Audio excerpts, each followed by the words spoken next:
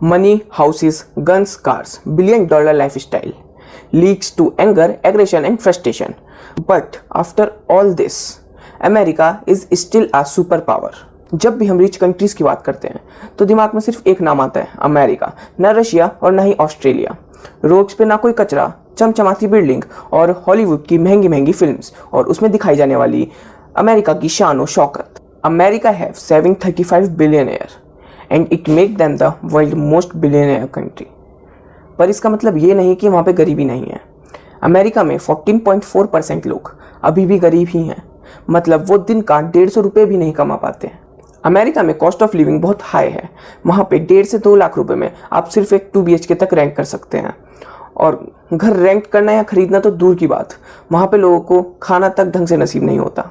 वहाँ पर भी गरीब लोग रोड पे ऐसे ही पड़े रहते हैं, पर वहाँ की मीडिया ये सब नहीं दिखाती, जिसकी वजह से हमें लगता है कि अमेरिका बहुत अमीर देश है। पर अगर हम बात करें इंडियन मीडिया की, TRP के लिए इंडियन मीडिया छोटी छोटी चीज़ों को मसाला लगाकर ऐसे बताती है जैसे दुनिया की सारी गरीबी इंडिया में ही है, जिस वजह से बड़ी बड़ी कंट्रीज़ को अभी भी ऐसा ही लगता है कि इंडिया इतनी ग्रोथ नहीं कर पाया। बट दिक्कत वाली बात यह है, अमेरिका में चाहे अमीर हो या गरीब, कोई भी गन्स ले सकता है।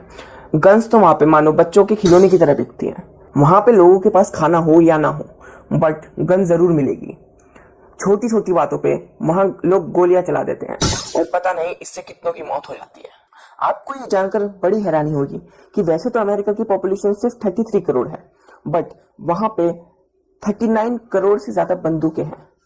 द गन वायलेंस आर्चीव की रिपोर्ट से हमें पता चलता है कि 2022 में अमेरिका में 309 सामूहिक गोलीबारी के केस हुए और उसमें 179 बच्चे जिनकी एज 0 से 11 साल थी और 670 ऐसे बच्चे जिनकी एज 12 से 17 साल थी, उन्होंने उसमें अपनी जान गंवाई है।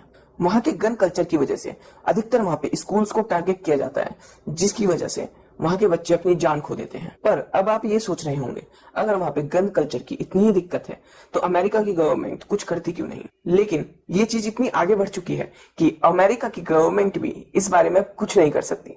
वहाँ के लोगों को बंदूकों की आदत पड़ चुकी है और अगर वहाँ की गवर्नमेंट ने इसको इलीगल कर दिया तो वहाँ की पब्लिक वायलेंस पे आ जाएगी और सबके पास बंदूकें होंगी तो वहाँ की पुलिस भी कुछ नहीं कर पाएगी। बात सिर्फ पब्लिक की नहीं है, वो लोग जो गन्स बेचते हैं उन लोगों के $1 मिलियन के बिजनेस होते हैं, वो लोग इस बिजनेस को बंद नहीं होने देंगे।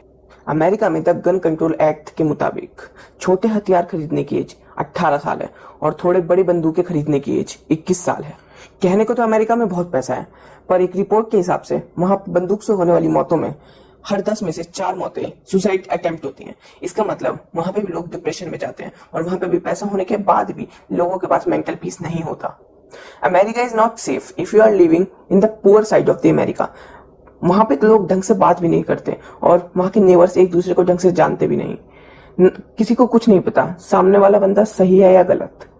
अमेरिका की गवर्नमेंट कोई अच्छी फैसिलिटीज भी नहीं देती।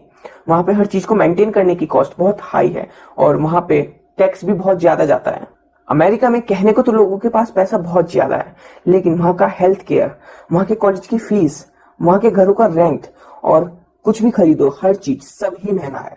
आपको ये जानकर बड़ी हैरानी होगी कि अमेरिका में रहने वाले अमीर लोग भी हाउस हेल्प अफोर्ड नहीं कर सकते। अमेरिका में अधिकतर सब लोगों के पास हेल्थ इंश्योरेंस होता ही है, क्योंकि अगर वहां पे किसी को सिर्फ फीवर भी हो जाए तब भी उनके 7 से 8 हजार रुपए लग जाते हैं।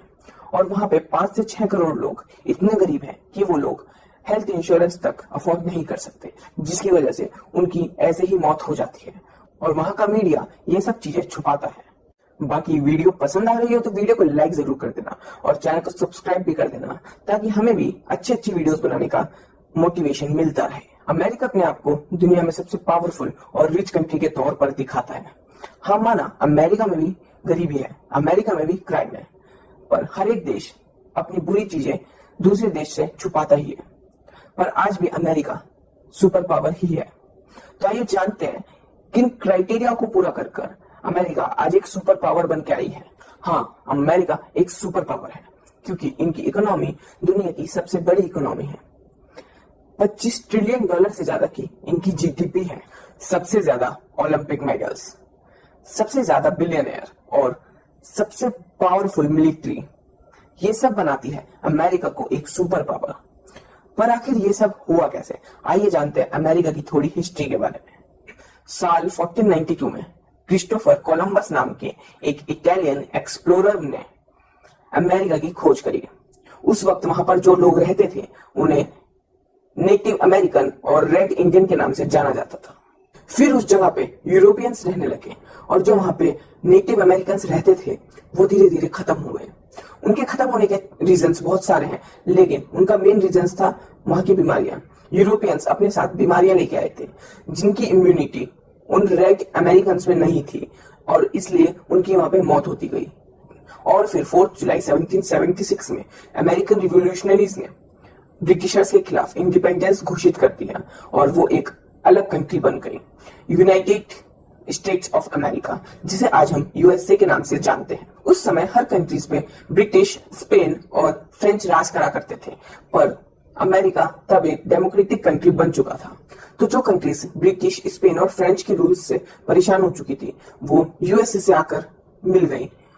उनको भी वही राइट्स और आजादी मिलने लगी जो यूएसए के लोगों को मिल रही थी, जिस वजह से यूएसए और भी ग्रो होने लगा।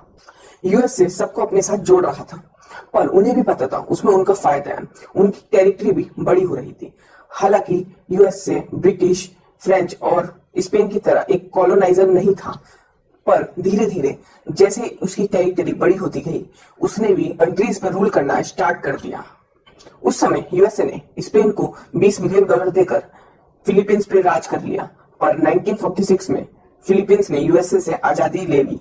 धीरे धीरे यूएसए बहुत बड़ा होता गया, बहुत सारी टेरिटरीज यूएसए का पार्ट बन गई और आज इसी की वजह से अमेरिका की जीडीपी दुनिया में सबसे ज्यादा है। बट यूएसए को सबसे ज्यादा फायदा हुआ वर्ल्ड वॉर से। वर्ल्ड वॉर 1 और वर्ल्ड वॉर 2 ने अमेरिका को एक अलग ही ऊंचाई दे दी थी। जहां दूसरे देश लड़ रहे थे वहां अमेरिका अपना पैसा कमा रहा था। वर्ल्ड वॉर 1 और 2 के टाइम पर सबसे बड़ी इकोनॉमी वाली कंट्रीज थी ब्रिटिश, स्पेन और फ्रेंच, पर उसमें ये लोग ही लड़ रहे थे और पीछे से अमेरिका मजे ले रहा था।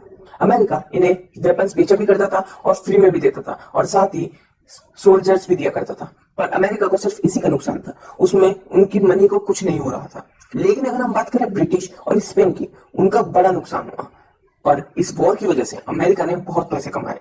अमेरिका इन्हें वेपन्स बेचा करता था, जिसकी वजह से उनका जो सोल्जर और फ्री में वेपन देने का नुकसान था उसकी जगह वो प्रॉफिट में बदल गया। अब जब सारी यूरोपियन कंट्रीज को नुकसान हो रहा था तो उन्होंने सोचा हमें एक ऐसी करेंसी लानी चाहिए जो स्टेबल रहे। तो उन्होंने देखा यूएसए करेंसी सबसे ज्यादा स्टेबल थी। तो वर्ल्ड वॉर 2 के एंड में 44 कंट्रीज साथ में आई और उन्होंने यूएस डॉलर को इंटरनेशनल मार्केट में इंटरनेशनल करेंसी बनाने का सोचा। अब जब यूएस डॉलर इंटरनेशनल करेंसी बन चुका था तो सब लोग यूएस की करेंसी खरीदने लगे। डॉलर इतनी तेजी से खरीदा गया कि उसकी वैल्यू बहुत ज्यादा होने लगी। अब इन सब के बाद सिर्फ 2 ही सुपर पावर बची थी, एक तो अमेरिका और एक सोवियत यूनियन, पर इन दोनों की आइडियोलॉजी में फर्क था, इस वजह से इनमें वॉर होने लगी। पर फिजिकल वॉर नहीं, कोल्ड वॉर। मतलब जो जिन कंट्रियों की सोच इनकी तरह थी वो एक दूसरे के पास जाकर उनको फंडिंग करते थे और अपनी तरफ ले आते थे।